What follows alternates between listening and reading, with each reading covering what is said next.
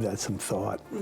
That's a really good question. There's the personal side, which would be like my parents, and then there's the historical side, and that would be like Abraham Lincoln. You know, I read a book, I think it was by Doris Kearns Goodwin, called The Team of Rivals, and it was how Lincoln was underestimated his whole career and how he won the election, and all of these people who were running against him dismissed him. And in the end, he asked them all to join his cabinet to save the Union, because obviously the Civil War was going to start. They all agreed, and they all agreed thinking that they would be able to still own the day and their power and who they were. You know, big egos thought that they could rule him, and in the end, they all learned that he was better than all of them. He was more enlightened, higher order of thinking, just a fascinating person.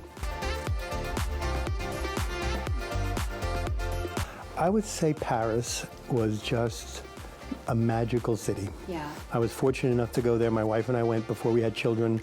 We figured, let's blow the bank account, and you know, early in our marriage, and we just went, and it was just, it is a wonderful city, just beautiful, and every place you look. I've always been drawn to music, as you know. I don't know why, ever since early days. You know what it is too? I have an older sister and an older brother, and then I'm a twin. But I remember growing up, and my sister's 8 years older, my older brother's 4 years older. And so I remember always sitting in the hall and listening to the music that would come out of their rooms. And in fact, I have playlists now that I've made of the music that I used to listen coming out of my sister Lynn's room, and another one called Richie's Playlist, which was coming out of my brother Richard's room.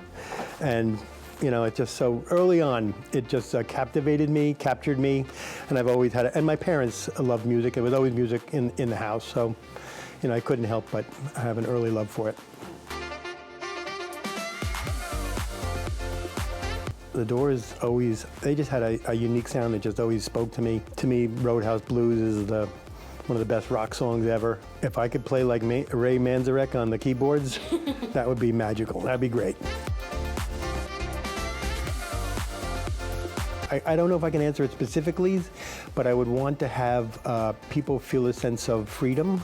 You know, what we take for granted in this country, so many people around the world, that they can't take advantage of the freedoms we have. So I would like to be able to at least introduce more of those freedoms, maybe a constitution, so that people understand that they have some rights as individuals. Yeah. You know, somebody that people could be comfortable around, welcoming.